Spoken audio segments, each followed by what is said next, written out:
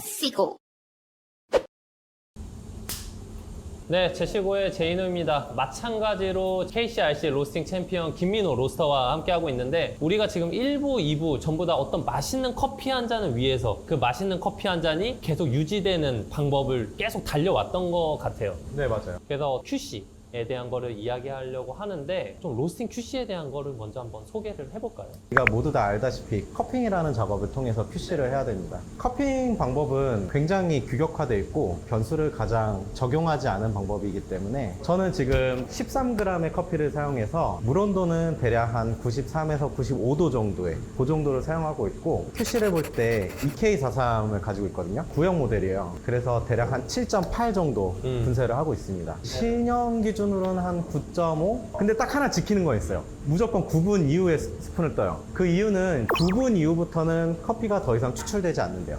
9분 이전에는 계속 커피가 우러나오기 때문에 맛이 변할 수 있는데, 그런 제품 QC를 좀 그러면 어떤 식으로 하는 거예요? 이건 단순히 맛있다 맛없다로만 QC를 좀 판단하지는 않을 것 같아요. 어떤 요소를 봅니까 그럼? 저 같은 경우는 로스터니까 로스팅 디펙트가 나오는지 안 나오는지 로스팅 가장 디펙트? 중요하게 생각을 해요. 아. 사실 커피가 굉장히 좋으면, 로스팅이 잘 되면은 노트 쪽은 그게 중요하지 않다고 봐요. 오렌지 맛이 나오고 바나나 맛이 나오고, 이거는 커피 자체가 가진 힘이니까 그거를 체크한다기보다 사실은 커피가 데미지를 입었는지, 반대로 디펙트가 발생했는지, 그걸 보는 게 가장 중요하다고 봅니다.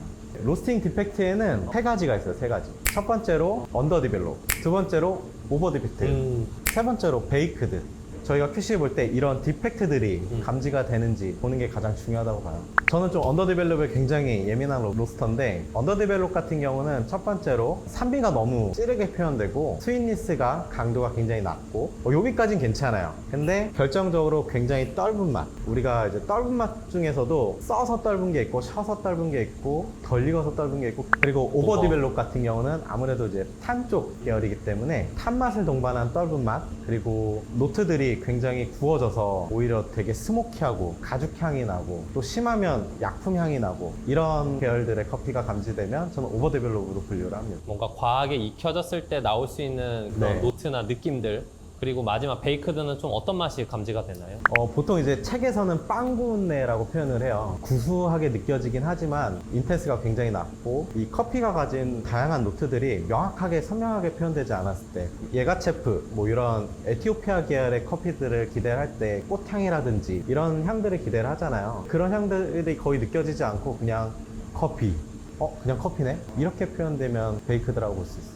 만약에 이제 언더 디벨롭이 감지가 됐다 그러면 프로파일로 다시 돌아가서 제가 갖고 있는 프로파일을 수정을 해줘야 돼요. 저는 보통 언더 디벨롭이 발생하면 투입 온도를 조금 더 올리는 편이에요. 투입 온도를 올린다라는 거는 드럼 안의 열량을 조금 더 가득 채우겠다라는 의지가 있어요. 네. 만약에 언더 디벨롭이 진짜 너무 뭔가 아쉽게, 이거 출고하기도 좀 애매하고 안 하기도 뭐한 약간 그 정도 수준이다, 그러면 저는 한 5도 정도 올려줍니다. 네. 근데 야 언더인데 그냥 막 이러면 바로 버려야 되겠는데, 이러면 한 10도에서 15도까지도 올려봐요. 그러면 또 커핑 때 디벨롭이 좀 감지가 됐다. 네. 그러면은 또 어떤 식으로? 이 오버 디벨롭은 좀 약간 복잡해요. 왜냐면 이거는 배기 문제일 수도 있고 장비의 문제일 수도 있어요. 그래서 현재 갖고 있는 오버 디벨롭에 대한 현재 커피의 문제점을 명확하게 잘 찾아줘야 돼요. 만약에 촉감 쪽이 좀 문제가 있다, 저 같은 경우는 드럼 스피드를 좀 바꾸는 편이에요.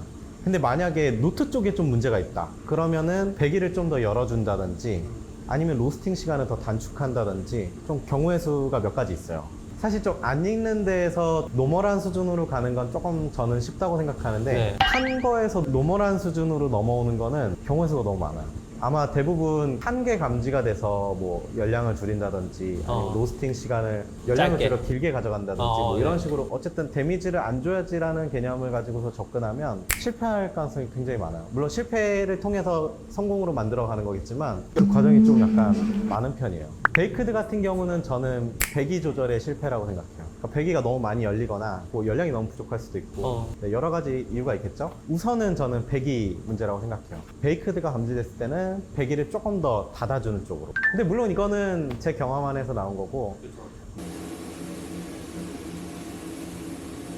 제 색깔은 선블렌딩입니다. 근데 아마 많은 로스터들은 후블렌딩으로 해서 각각의 개성을 잘 살려서 섞으면 더 맛있지 않아? 라고 생각하실 거예요. 그렇죠. 그런데 제가 선블렌딩이라고 했던 얘기는 작업에 대한 편의성이 있고요. 그 두 번째로는 생두의 조성이 좀 비슷한 거예요. 다른 산지, 다른 품종이더라도 열을 먹는 게 비슷한 생두들이 있어요. 그 생두들을 찾아서 진행을 하면 됩니다. 준비한 커피 있잖아요. 네, 준비한 커피 있죠. 네, GSC 콩 3가지. 네. 샘플 로스팅 진행을 해봤어요. 3가지가 정말 다 달랐어요, 사실은. 어떻게 달랐냐면, 브라질 같은 경우는 열을 굉장히 빨리 먹어요. 과테말라 같은 경우는 굉장히 많은 열을 필요로 했어요. 그리고 코스타리카 같은 경우는 딱 중간이었어요. 이 3가지를 가지고서 선블렌딩하면 무조건 망합니다. 아. 만약에 제가 메인으로 생각하는 게 지금 과테말라다. 이 커피는 아까 열량이 많이 필요하다고 했잖아요. 브라질 중에서도 굉장히 단단하고 열량이 많이 필요로 하는 브라질을 찾고 코스타리카도 동일한 느낌의 커피를 찾으면 걔는 할 수 있어요. 그래서 만약에 블렌딩 작업을 하는데 매년 똑같은 콩을 쓸 수는 없잖아요, 사실. 네. 그랬을 때 뭔가 대체 생두를 찾아야 될 때는 아무리 맛있는 커피가 있더라도 블렌딩과 같이 섞이는 생두들과 다른 조성의 커피라면 저는 그거 매입하지 않아요. 그래서 결정적으로 요번에 준비한 커피는 다 후블렌딩 할 겁니다. 방법적인 게 아니라 생두가 어떤 거냐에 따라서 선블렌딩, 후블렌딩이 선택이 되는 거였네요. 네, 그렇죠. 그래서 샘플 로스팅이 정말 중요해요. 간혹 샘플 로스팅을 각각의 프로파일에 맞춰서 하시는 분들이 있어요. 조금 솔직히 말해서 좀 별로 안 좋은 방법이라고 생각해요. 왜냐하면 제 장비에 제 프로파일에 맞는 생두를 찾아야 되는데 그 커피의 개성을 다 끌어내는 방법으로 찾다 보면 결국에 제 프로파일에 대입이 안 되는 경우가 발생해요. 그래서 샘플 로스팅 할 때는 제가 갖고 있는 프로파일을 계속 동일하게 진행을 해줘야 돼요. 아까 제가 그 3가지 생두에 대한 데이터를 뽑았잖아요. 네. 그 3가지의 생두의 프로파일은 다 동일하게 진행을 했어요. 그래서 이 프로파일에서 각각의 생두들이 옐로우 포인트가 어느 시간에 오는지, 크랙이 언제 오는지, 몇 도에 오는지 다 체크를 해서 같은 열량을 줬기 때문에 같은 시간에 오는지 보는 거죠. 그러면 QC를 할 때 그런 지향점이 있을 것 같아요. 추구하는 부분. 라이트 로스트든 미디움 로스트든 다크 로스트든 스윗니스가 발현되는 거 좋아요. 근데 이 스윗니스를 굉장히 잘 발현시키면은 각각의 로스팅 레벨에서 나올 수 있는 맛들이 굉장히 깔끔하게 표현됩니다. 다크 로스트라고 해서 꼭 탄 커피는 아니거든요. 그리고 또 라이트 로스트라고 해서 굉장히 신 커피는 아니에요. 그래서 스윗니스를 가장 중요하게 생각해요. 그래서 호 로스팅 사무소 에피소드를 마무리하면서 마지막으로 하고 싶은 말 있으시면. 지금 공간은 청년커피랩에서 시작해서 지금까지 넘어왔어요. 되게 많은 분들의 도움으로 여기까지 올 수 있게 됐는데 앞으로 열심히 하겠습니다. 파이팅입니다. 김민호 로스터 호 로스팅 사무소 에피소드는 여기서 마무리하겠습니다. 고맙습니다. 제시고